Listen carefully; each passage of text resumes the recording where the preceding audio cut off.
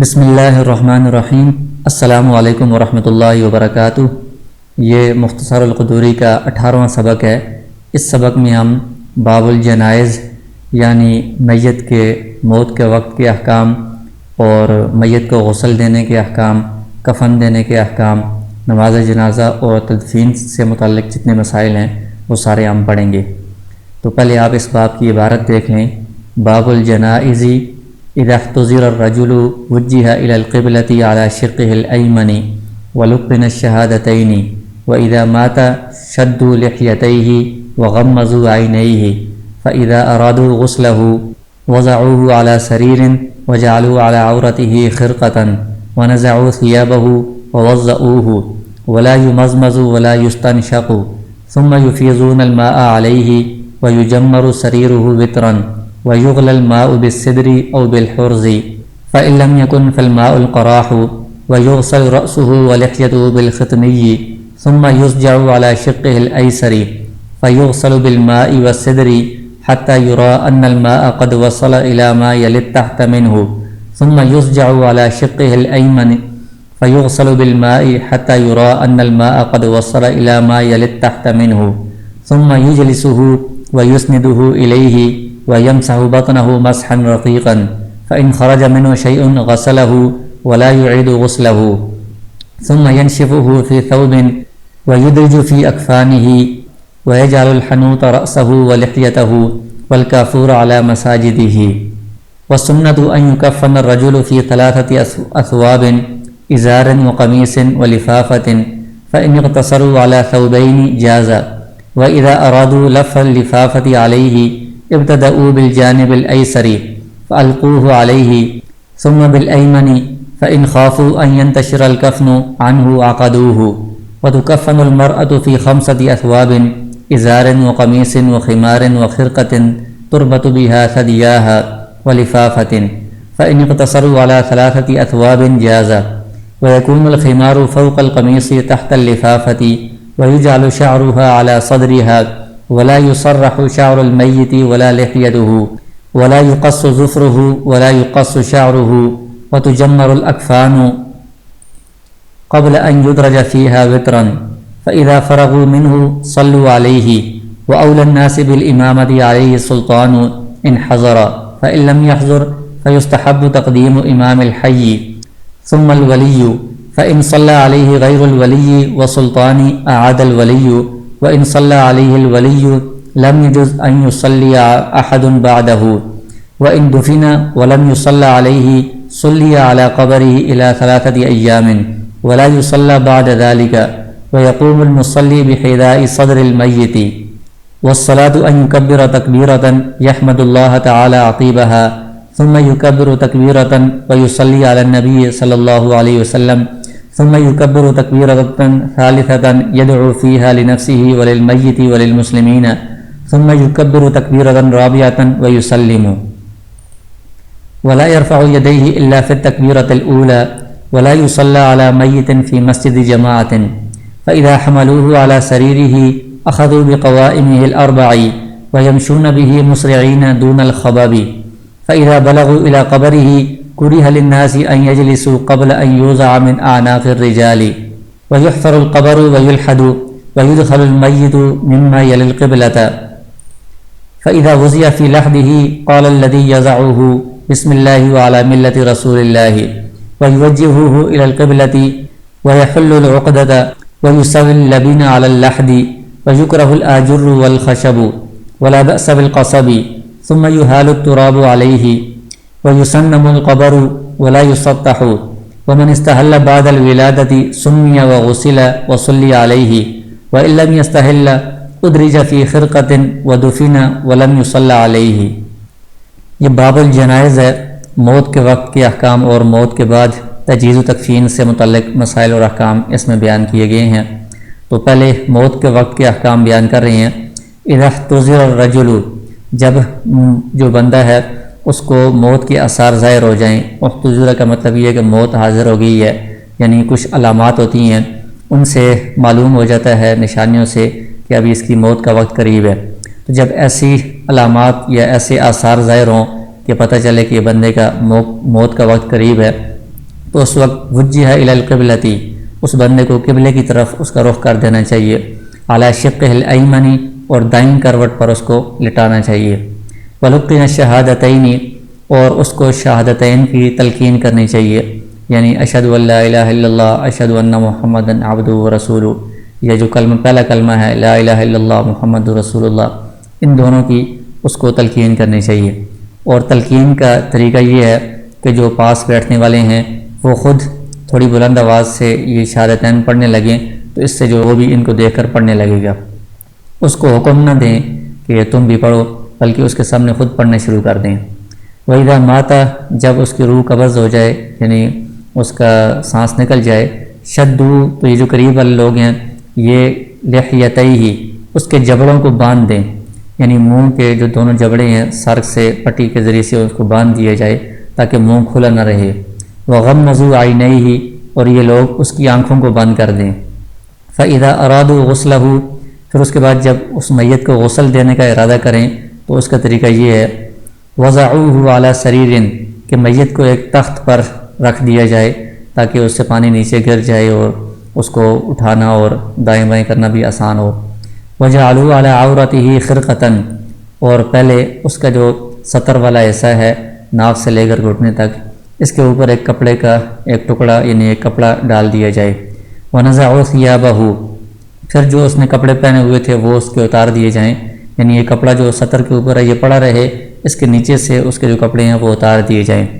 وَوَضَّعُوهُ، پھر اس کے بعد وہ پہلے تو اس کا استنجا کروائیں، یہ مسنون ہے، پھر اس کے بعد وضو کروائیں، جس طرح زندہ بندہ وضو کرتا ہے تو اس کے جو اعضاء دھوئے جاتے ہیں وہ اعضاء اس کے پہلے دھلوائیں، یہ مسنون طریقہ ہے۔ لیکن وضو میں کلی اور ناک میں پانی ڈالنا یہ وہ میت کے ساتھ نہ کریں۔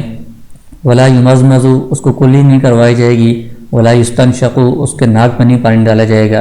کیونکہ منہ سے اور ناک سے پر پانی نکالنا مشکل ہوتا ہے۔ البتہ اس کا متبادل یہ ہے کہ روئی کو گیلا کر کے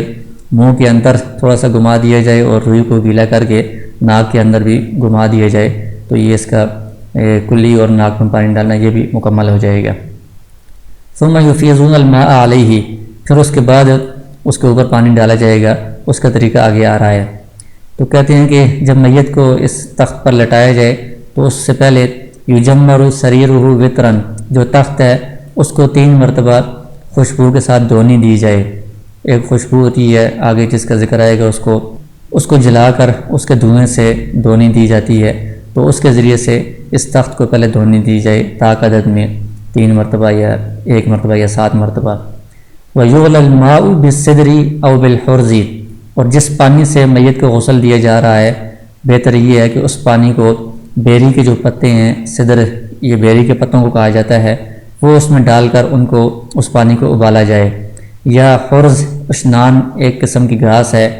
جو پہلے زمانے میں اس کام کے لیے استعمال ہوتی تھی، تو یہ پانی میں ڈال کر پانی کو ابالا جائے، گرم کیا جائے، تو اس سے وہ پانی بالکل صاف بھی ہو جاتا ہے اور اس میں کچھ خوشبو بھی پیدا ہو جاتی ہے۔ فَإِلَّمْ يَكُنْ، اگر یہ بیری کے پتے وغیرہ یہ موجود نہ ہوں، فَالْمَاءُ الْقَرَاحُ، تو خالص جو پانی ہے سادہ پانی وہ بھی ٹھیک ہے، اسی سے غسل دیا جائے۔ وَيُغْسَلُ رَأْسُهُ وَلِحْيَتُهُ بِالْخِتْمِيِّ، اور پہلے جس طرح بتایا تھا کہ وضو کروائیں اس کو، وضو کے بعد پھر اس کے سر کو اور اس کی داڑھی کو دھویا جائے گا۔ ختمی یہ خوشبو ہے وہ پانی کے ساتھ ملا کر اس کے ذریعے سے اس کے سر اور داڑھی کے جو بال ہیں ان کو دھویا جائے، پھر اس کے بعد پورا جو جسم ہے اس کو دھویا جائے گا۔ تو اس کا طریقہ یہ ہے، ثم یسجع علی شقہ الایسر، کہ اس کو بائیں کروٹ پر لٹایا جائے تاکہ دائیں جو حصہ ہے دائیں کروٹ ہے وہ اوپر آ جائے، تو اوپر سے ہم پانی ڈالیں گے تو پائے دائیں طرف پانی ڈالا جائے گا۔ فیغسل بالماء والسدر، تو وہ جو بیری والا پانی ہے اس کے ذریعے سے دائیں طرف سے اس کو غسل دیا جائے گا، اس کو پانی ڈالا جائے گا۔ حتی یرا ان الماء قد وصل الى ما یلی تحت منہ، تو اوپر سے دائیں طرف سے اتنا پانی ڈالیں گے یہاں تک کہ یہ پتہ چل جائے کہ جو اس کا جسم کا حصہ نیچے ہے جو تخت کے ساتھ لگا ہوا ہے تو وہاں تک پانی پہنچ گیا ہے۔ یہ جو تحت کا لفظ ہے اس میں یہ تحت بھی ہو سکتا ہے ہا کے ساتھ، اس کا مطلب ہے کہ اس کا جسم کا جو نیچے والا حصہ ہے وہاں تک پانی پہنچ جائے، اور تخت بھی بعض نسخوں میں ہے خا کے ساتھ، تو اس کا مطلب یہ ہوگا کہ جو نیچے تختہ ہے جس کے اوپر میت کو لٹایا گیا ہے اس تختے تک پانی پہنچ گیا ہے تو یہ دائیں طرف سے اس کا غسل پورا ہو جائے گا۔ ثم یسجع علی شقہ الایمن، پھر اس کو دائیں کروٹ پر لٹایا جائے اور فیغسل بالماء، بائیں طرف سے اوپر سے ہم پانی ڈالیں گے، حتی یری ان الماء قد وصل الی ما یلی تحت منہ، یہاں تک کہ پتہ چل جائے کہ پانی نیچے تک پہنچ گیا ہے یا تخت تک پہنچ گیا ہے۔ ثم یجلسہ، پھر وہ جو بندہ اس کو غسل دے رہا ہے وہ اس میت کو بٹھائے گا، یعنی سر اس کا تھوڑا سا اوپر کرے گا، وَيُسْنِدُهُ إِلَيْهِ، اور اپنے ساتھ اس کو سہارا دے گا، وَيَمْسَحُ بَطْنَهُ مَسْحًا رَقِيقًا، اور اس کے پیٹ کو وہ ہلکا ہلکا دبائے گا یا چھوئے گا۔ فَإِنْ خَرَجَ مِنْهُ شَيْءٌ، اگر پیٹ سے کوئی چیز نکلتی ہے، غسلہ، تو اس کو وہ دھو دے، وَلَا يُعِدُ غُسْلَهُ، اگر کوئی چیز نکلتی ہے تو صرف اس جگہ کو دھو لے، پورے غسل کو دوبارہ اعادہ نہ کرے۔ ثُمَّ يَنْشِفُهُ فِي ثَوْبٍ، پھر کسی کپڑے سے یا تولیے سے اس کو پونچھ لے، میت کے جسم کو صاف کر دے، اور وَيُدْرِجُ فِي أَكْفَانِهِ، اور پھر اس کے بعد اس کو کفن کے اندر لپیٹا جائے گا۔ اس کا طریقہ آگے آ رہا ہے، وَيَجْعَلُ الْحَنُوطَ رَأْسَهُ وَلِحْيَتَهُ، اور اس طرح کیا جائے کہ جو بندہ غسل دے رہا ہے، غسل دینے کے بعد حنوط ایک قسم کی خوشبو ہے، مختلف چیزوں کو ملا کر وہ بنائی جاتی تھی، تو یہ خوشبو اس کے سر پر بھی اور داڑھی پر بھی جو بال ہیں وہاں پر یہ خوشبو لگا دے۔ وَالْكَافُورَ عَلَى مَسَاجِدِهِ، اور کافور یہ بھی ایک قسم کی خوشبو ہے جو اس کے ساتھ جو میت کا سامان ہے ان کے ساتھ یہ ساری چیزیں مل جاتی ہیں، تو یہ کافور مساجدہ، جو میت کے سجدے والی جگہ ہیں، سجدے میں جو جگہ نیچے لگتی ہیں، پیشانی ہے، ناک ہے، ہاتھ ہے، گھٹنے ہیں، پاؤں ہیں، ان کے اوپر یہ کافور خوشبو لگا دینی چاہیے۔ تو یہ کتاب میں سارے مسائل بندہ پڑھ تو لیتا ہے، کچھ ذہن میں یاد بھی آ جاتی ہیں، لیکن مکمل اس کی سمجھ نہیں آتی جب تک بندہ اس کو عملی طور پر نہ دیکھے۔ تو ڈسکرپشن میں آپ کو لنک یہ آپ کو مل جائے گا کہ میت کو غسل دینے کا مکمل طریقہ پریکٹیکل آپ سامنے اس میں ویڈیو میں دیکھ لیں گے، تو یہ سبق پڑھنے سے پہلے آپ اس کو دیکھ لیں، پھر اس کو آپ پڑھیں تو یہ اور زیادہ اچھا ہوگا۔ یا ابھی اگر آپ نے پڑھ لیا ہے تو ابھی اس کو دیکھ کر دوبارہ جب آپ کتاب میں یہ عبارت پڑھیں گے تو یہ پھر آپ کو صحیح تفصیل کے ساتھ پوری عملی طور پر سمجھ آ جائے گی۔ تو اس ویڈیو کو آپ ضرور دیکھیں، اس میں عملی طور پر پریکٹیکل آپ کو غسل کا پورا طریقہ مل جائے گا۔ اسی طرح جو کفن پہنانے کا طریقہ ہے یہ تھوڑا سا مشکل ہے، صرف کتاب سے سمجھ نہیں آتا، تو اس کا بھی ویڈیو کا لنک الگ سے ڈسکرپشن میں آپ کو مل جائے گا۔ تو اس ویڈیو کو پہلے آپ دیکھ لیں کہ میت مرد ہو یا عورت ہو تو اس کو کفن کس طرح پہنایا جاتا ہے، پریکٹیکل عملی طور پر اس کا طریقہ آپ پہلے دیکھ لیں، پھر آپ یہ کتاب سے عبارت پڑھیں گے، سبق پڑھیں گے تو پورا آپ کو صحیح تفصیل سے سمجھ آ جائے گا۔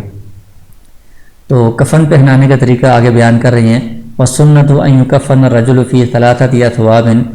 کہ مرد جو ہے اس کو کفن دینے کا مسنون طریقہ یہ ہے کہ 3 کپڑوں میں اس کو کفن دیا جائے گا۔ ازار، ایک ازار کہ جو ناف سے لے کر گھٹنے کے نیچے تک ہو،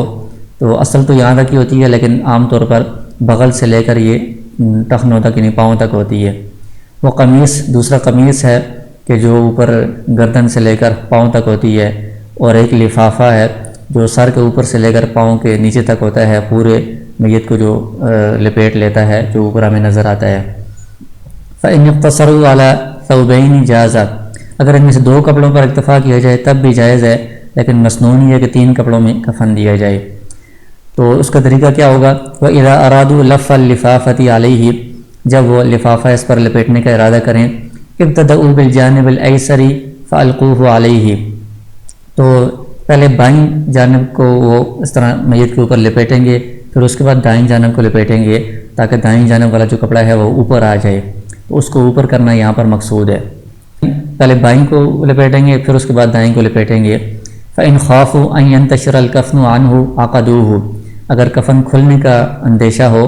تو اس کو کپڑوں کی پٹیوں کے ذریعے سے اس کو گرہ بھی لگائی جا سکتی ہے، باندھا بھی جا سکتا ہے۔ تو اس میں یہاں پر مکمل طریقہ نہیں بیان کیا گیا، تو اس میں یہ 3 کپڑے ہیں، تو سب سے پہلے نیچے لفافہ بچھایا جائے گا، پھر اس کے اوپر ازار بچھائی جائے گی، پھر اس کے اوپر قمیض ہوگی۔ تو یہ جو قمیض ہے یہ اس طرح کی قمیض نہیں ہے جس طرح سلائی والی قمیض ہوتی ہے جس میں بازو ہوتے ہیں، وہ بھی سیدھا کپڑا ہی ہوگا لیکن میت کے جسم سے ڈبل ہوگا، اور درمیان میں صرف سر نکالنے کی جگہ اس میں بنائی جائے گی کاٹ کر، باقی اس میں آستینیں نہیں ہوں گی، سلائی وغیرہ کچھ نہیں ہوگا۔ تو قمیض کا ایک سرا نیچے بچھا دیں گے، پھر اس قمیض میں سے سر نکال کر اس کا دوسرا سرا اوپر ڈالیں گے، پھر ازار کو بائیں طرف سے پھر دائیں طرف سے لپیٹیں گے، پھر لفافے کو بائیں طرف سے پھر دائیں طرف سے لپیٹیں گے۔ مکمل تفصیل آپ ویڈیو میں دیکھ سکتے ہیں۔ اور جو تکفن المرأۃ فی خمسۃ اثواب، عورت ہے اس کو 5 کپڑوں میں کفن دیا جائے گا۔ ازار ہے، قمیص ہے، خمار ہے اور خرقہ۔ ازار اور قمیص تو وہی ہیں، خمار ایک اوڑھنی ہے، دوپٹہ جیسے کہا جا سکتا ہے، جو سر کے اوپر ہوگا اور اس کو پھر دونوں طرف سینے پر ڈال دیا جائے گا۔ وخرقۃ، ایک اور کپڑے کا ٹکڑا ہوگا، تربط بہا ثدیاہا، جس سے اس کا سینہ باندھ دیا جائے گا۔ ولفافہ، اور ایک لفافہ ہوگا جو سب سے اوپر بڑا کپڑا ہوگا۔ فإن اقتصروا علی ثلاثۃ اثواب جاز، ان 5 میں سے اگر 3 پر اکتفا کیا جائے تب بھی جائز ہے، لیکن مسنون یہی ہے کہ 5 کپڑوں میں کفن دیا جائے۔ ويكون الخمار فوق القمیص تحت اللفافۃ، تو اس میں بھی اسی طرح ہوگا کہ سب سے نیچے لفافہ کو بچھائیں گے، پھر اس کے اوپر ازار کو بچھائیں گے، پھر اس کے اوپر قمیص، تو قمیص کو اس طرح سر نکال کر اوپر ڈال دیں گے، اور پھر اس کے اوپر قمیص کے اوپر خمار ہوگا جو دوپٹہ ہے، اس سر کے اوپر کر کے پھر اس کو دونوں طرف یعنی دائیں بائیں طرف کر دیں گے۔ اور یہ خمار ڈالنے سے پہلے یجعل شعرها علی صدرها، جو عورت کے بال ہیں ان کو 2 حصوں میں تقسیم کر کے اس کے سینے پر ڈال دیا جائے گا دونوں طرف، پھر خمار جو ہوگا وہ ان بالوں کے اوپر دونوں طرف آ جائے گا، اس کے دونوں کنارے، پھر اس کے اوپر یہ جو کپڑا ہے خرقہ، اس کو سینے کے اوپر رکھ دیا جائے گا، باندھ دیا جائے گا، اور پھر اس کے اوپر یہ ازار کو پہلے بائیں طرف سے پھر دائیں طرف سے لپیٹیں گے، اور پھر اس کے اوپر جو لفافہ ہے آخر میں اس کو پہلے بائیں طرف سے پھر دائیں طرف سے لپیٹیں گے، تو یہ 5 کپڑے مکمل ہو جائیں گے۔ ولا يسرح شعر المیت ولا لحیتہ، اور میت کے جو بال ہیں اور داڑھی ہے اس کو کنگھی نہیں کی جائے گی۔ ولا يقص ظفرہ، اس کے ناخن نہیں کاٹے جائیں گے کہ ناخن بڑے ہوں۔ ولا يقص شعرہ، بال یا داڑھی کے، مونچھوں کے، سر کے کسی قسم کے بھی بال نہیں کاٹے جائیں گے، اس لیے کہ یہ ساری چیزیں زینت سے تعلق رکھتی ہیں اور میت کو ابھی زینت کی ضرورت نہیں ہے۔ وتجمر الاکفان، اور جو کفن کے کپڑے ہیں قبل ان یدرج فیہا وطرا، میت کو ان میں ڈالنے سے پہلے بہتر یہ ہے کہ اس کو بھی طاق عدد میں دھونی دی جائے، یعنی خوشبو کی دھونی اس کو ان کپڑوں کو بھی دی جائے۔ فاذا فرغوا منہ، جب وہ غسل اور کفن وغیرہ سے فارغ ہو جائیں، صلوا علیہ، اب وہ اس پر نماز جنازہ پڑھیں گے۔ اور نماز جنازہ کا آگے طریقہ بیان کر رہے ہیں اور اس کے احکام۔ اول الناس بالامامۃ علیہ السلطان ان حضر، جو نماز جنازہ کی امامت کا سب سے زیادہ حقدار ہے وہ بادشاہ ہے، حاکم ہے یا قاضی، اگر وہ حاضر ہو تو وہ زیادہ حقدار ہے۔ فإن لم يحضر، اگر وہ حاضر نہ ہو، فیستحب تقدیم امام الحی، تو جو اس محلے کا یا اس گاؤں کا جو امام ہے، یہ میت جو ہے یہ زندگی میں جس کے پیچھے امام جس کی ابتدا میں نمازیں پڑھتا رہا ہے، تو زندگی میں یہ اس کی امامت پر راضی تھا، تو میت موت کے بعد بھی اسی کو اس کے اوپر امام بنانا چاہیے۔ تو وہ جو محلے کا امام ہے، گاؤں کا امام ہے، اس کو آگے کرنا یہ بہتر ہے۔ ثم الولی، اس کے بعد پھر ولی کا حق ہے، جتنا قریبی رشتہ دار ہے اس کا حق ہے، پھر قریبی سے دور والا، اس طرح رشتہ داروں کا زیادہ حق بنتا ہے۔ فإن صلی علیہ غیر الولی والسلطان، اگر بادشاہ کے علاوہ یعنی حاکم یا قاضی کے علاوہ یا ولی کے علاوہ کسی اور نے نماز پڑھائی، اعاد الولی، تو ولی نے اس کے ساتھ نماز نہیں پڑھی، ولی رہ گیا ہے، تو ولی دوبارہ نماز جنازہ کا اعادہ کر سکتا ہے، دوبارہ نماز پڑھا سکتا ہے یا پڑھ سکتا ہے۔ وإن صلی علیہ الولی، لیکن اگر ولی نے نماز پڑھ لی ہے، چاہے پڑھائی ہو یا پڑھ لی ہو، لم یجوز ان یصلی احد بعدہ، اس کے بعد پھر کسی کو دوسری مرتبہ نماز جنازہ پڑھنے کی اجازت نہیں ہے۔ وإن دفن ولم یصلی علیہ، اگر کسی میت کو دفن کر دیا گیا، اس پر نماز جنازہ نہیں پڑھے گی، تو اس کے بعد صلی علی قبر الی ثلاثۃ ایام، 3 دن تک قبر کے اوپر نماز جنازہ پڑھی جا سکتی ہے، کیونکہ حدیث کے اندر ہے کہ آپ صلی اللہ علیہ وسلم نے ایک خاتون کی تدفین کے بعد قبر کے اوپر جا کر نماز جنازہ پڑھی تھی، تو 3 دن تک اختیار ہے۔ ولا یصلی بعد ذلک، 3 دن کے بعد پھر اس قبر کے اوپر نماز جنازہ نہیں پڑھی جا سکتی۔ ویقوم المصلی بحذاء صدر المیت، جو نماز جنازہ پڑھانے والا ہے، امام ہے، وہ جو میت کا سینہ ہے سینے کے سامنے کھڑا ہوگا، سینے کے برابر میں کھڑا ہوگا۔ والصلاۃ، نماز کا طریقہ یہ ہے کہ پہلے ایک تکبیر کہیں، اور اس میں وہ اللہ تعالیٰ کی تعریف کریں، یعنی حمد ثنا بیان کریں۔ نماز میں جو ثنا پڑھتے ہیں سبحانک اللہم و بحمدک و تبارک اسمک و تعالی جدک و لا الہ غیرک، یہ پڑھ لیں تب بھی ٹھیک ہے۔ اور جو نماز جنازہ کی خاص ثنا بیان کی جاتی ہے جس میں وجل ثناؤک کا اضافہ بھی ہے، یہ پڑھ لیں تب بھی ٹھیک ہے۔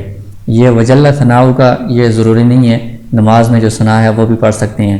پھر دوسری تکبیر کہے اور اس کے بعد وہ درود شریف پڑھے،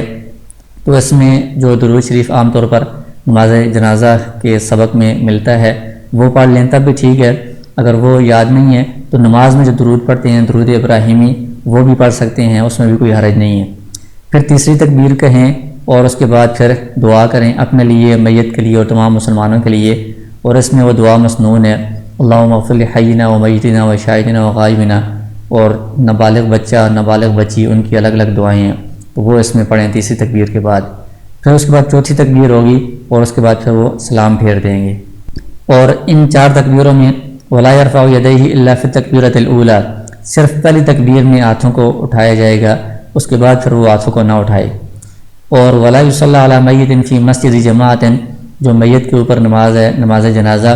اس کو مسجد کے اندر نہ پڑھا جائے، یعنی ایسی مسجد جس میں 5 وقت کی نماز ہوتی ہے، جماعت کی جو مسجد ہے اس میں نہ پڑھا جائے۔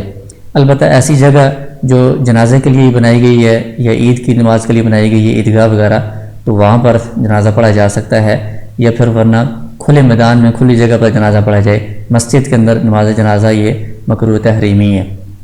البتہ اگر بارش وغیرہ ہو، کوئی سخت عذر ہو، کوئی اور جگہ نہ ہو، تو پھر مسجد کے اندر بھی اگر پڑھ لیا تو نماز جنازہ درست ہوگا۔ فَإِذَا حَمَلُوهُ عَلَى سَرِيرِهِ، تو جب میت کی چارپائی کو وہ اٹھا کر لے جائیں تو أَخَذُوا بِقَوَائِمِهِ الْأَرْبَعِ، چارپائی کی چاروں پائیوں سے اس کو پکڑیں اور اس کو وہ لے کر چلیں، مُسْرِعِينَ، تیزی کے ساتھ چلیں، دون الخببی، لیکن دوڑیں نہ، دوڑیں بھی نہ، اچھلیں بھی نہ، ذرا تیز قدموں کے ساتھ چل کر قبرستان کی طرف جائیں۔ فَإِذَا بَلَغُوا إِلَى قَبْرِهِ، جب قبر کے پاس پہنچیں تو کُرِهَ لِلنَّاسِ، لوگوں کے لیے مکروہ ہے کہ وہ بیٹھیں قبل اس کے کہ اس چارپائی کو لوگوں کی کندھوں سے نیچے اتار دیا جائے، یعنی چارپائی کو رکھنے سے پہلے لوگوں کے لیے بیٹھنا یہ مکروہ ہے۔ اگر عذر ہو تو پھر کوئی بیٹھ سکتا ہے۔ وَيُحْفَرُ الْقَبْرُ وَيُلْحَدُ، قبر کو کھودا جائے اور اس میں لحد بنائی جائے۔ لحد کا مطلب یہ ہے کہ تھوڑا سا سیدھا کھدائی کر کے پھر اس کو دائیں طرف کنارہ اس کو کھود کر میت کے لیے جگہ بنائی جائے۔ لیکن یہ وہاں پر ہے جہاں پر زمین سخت ہو، لحد بنانا ممکن ہو۔ اگر زمین نرم ہے، لحد والی جگہ ٹک نہیں سکتی، تو پھر سیدھی جو قبر ہے سیدھا نیچے گہرائی میں اس کو کھودا جائے تو یہ بھی ٹھیک ہے۔ وَيُدْخَلُ الْمَيِّتُ مِمَّا يَلِي الْقِبْلَةَ، میت کو داخل کیا جائے گا قبلے کی طرف سے، یہ اس کا مسنون طریقہ ہے۔ اور جو بندہ لحد کے اندر اس کو رکھ رہا ہے وہ جس وقت رکھے گا تو وہ یہ کہے گا بسم اللہ وعلی ملت رسول اللہ، یہ اس وقت میت کو قبر میں اتارنے کی دعا ہے۔ اور پھر جب اس کو قبر میں رکھ دیا جائے تو اس کا رخ قبلے کی طرف کر دیا جائے، اور جو کفن کو گریں لگائی تھیں کھولنے کے خطرے سے وہ گریں قبر کے اندر رکھنے کے بعد کھول دی جائیں۔ اور پھر اس کے بعد لحد کے اوپر کچی اینٹیں، لبن کچی اینٹ کو کہتے ہیں، مٹی سے جو بنی ہوئی ہیں، وہ اس کے اوپر برابر رکھ دی جائیں، اس کو بند کر دیا جائے۔ وَيُكْرَهُ الْآجُرُ وَالْخَشَبُ، اور پختہ اینٹیں یا لکڑی کے جو تختے ہیں یہ رکھنا مکروہ ہے، یہ ٹھیک نہیں ہے۔ کچی اینٹیں رکھنی چاہیے، پتھر رکھنے چاہیے۔ اور اگر لحد نہیں ہے، شق ہے یعنی سیدھی قبر ہے، تو اس کے اوپر بھی جگہ بنا کر پتھروں کی سلیں رکھ دینی چاہیے، یا کچی اینٹیں مٹی کی بنی ہوئی رکھ دینی چاہیے، اوپر سے بند کر دینا چاہیے۔ وَلَا بَأْسَ بِالْقَصَبِ، اگر بانس رکھ رہے ہیں تو اس میں بھی کوئی حرج نہیں ہے۔ ثُمَّ يُحَالُ التُّرَابُ عَلَيْهِ، پھر اس کے اوپر مٹی ڈالنا شروع کر دی جائے، مٹی ڈال دی جائے۔ وَيُسَنَّبُ الْقَبْرُ، اور قبر کو کوہان نما بنایا جائے، یعنی اونٹ کی جس طرح کوہان ہوتی ہے اوپر اٹھی ہوئی، اس طرح قبر کو بنایا جائے۔ وَلَا يُسَطَّحُ، اس کو بالکل اوپر سے برابر نہ ہو، یعنی سطح کی طرح برابر نہ ہو، سیدھی نہ ہو، اوپر سے اس کی چونچ ہو، کنارہ سا ہو۔ پھر آگے کہہ رہے ہیں کہ کس کی نماز جنازہ پڑھی جائے گی۔ وَمَنِ اسْتَحَلَّ بَعْدَ الْوِلَادَةِ سُمِّيَ، کہ ایسا بچہ جو پیدا ہوا ہے اور اس کے بعد استحلہ کا مطلب ہوتا ہے کہ وہ رویا ہے یا اس نے کوئی آواز نکالی ہے، لیکن یہ ضروری نہیں ہے آواز نکالنا۔ مطلب یہ ہے کہ ولادت کے بعد جس کے زندگی کے آثار میں سے کوئی اثر ظاہر ہوا ہے، پتہ چلا ہے کہ یہ زندہ ہوا ہے، اس کو زندگی حاصل ہوئی ہے، تو اس کا سمیہ نام بھی رکھا جائے گا غسلہ اس کو غسل بھی دیا جائے گا، وصلی علیہ اس پر نماز جنازہ بھی پڑھی جائے گی۔ اور اگر وہ رویا نہیں ہے، مطلب یہ ہے کہ زندگی کی کوئی علامت ظاہر نہیں ہوئی، تو اس کو ادرج فی خرقۃ ایک کپڑے میں لپیٹا جائے گا، ودفن اور اس کو دفن کر دیا جائے گا، ولم یصلی علیہ اس کو غسل بھی نہیں دیا جائے گا اور اس پر نماز جنازہ بھی نہیں پڑھی جائے گی۔ تو یہ میت کے متعلق سارے احکام بیان کیے ہیں، نماز جنازہ سے متعلق اور غسل اور کفن سے متعلق۔ تو یہ باقی نماز جنازہ وغیرہ سے متعلق احکام تو آسان ہے، لیکن جو میت کو غسل دینے کا طریقہ ہے اور کفن پہنانے کا طریقہ ہے، وہ یہاں پر صرف یہ عبارت پڑھنے سے، کتاب میں پڑھنے سے پوری طرح سمجھ میں نہیں آتا۔ تو آپ کو پہلے بھی بتایا ہے کہ ڈسکرپشن میں آپ کو لنک مل جائیں گے 2 ویڈیوز کے، میت کو غسل دینے کا طریقہ اور کفن پہنانے کا طریقہ۔ تو ان میں آپ پریکٹیکل عملی طور پر دیکھیں گے کس طرح میت کو غسل دیا جاتا ہے اور کفن پہنایا جاتا ہے، تو اس میں ساری تفصیل آپ کے سامنے آ جائے گی۔ اس کو دیکھ کر پھر آپ یہ پڑھیں گے تو یہ پوری عبارت آپ کو پوری طرح سمجھ میں آ جائے گی۔